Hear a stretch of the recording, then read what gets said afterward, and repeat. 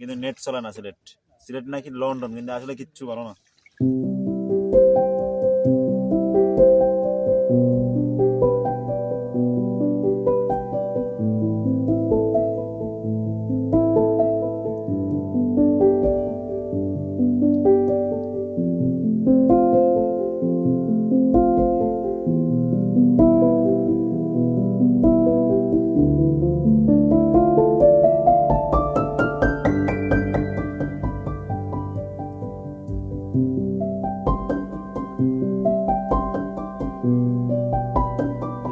সাইম ভাই কি এর আগে আসছিলেন?